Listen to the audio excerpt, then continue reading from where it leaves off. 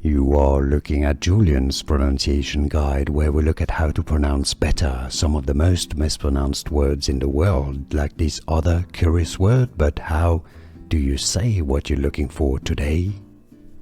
Let's learn how to pronounce this word, designating the loss of smell when you can't smell anything anymore, related to several varied diseases.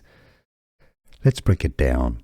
English pronunciation: anosmia, nos. Yes, and you can definitely recognize the word nose in there, right? Anosmia, nos, me, anosmia. And now you know.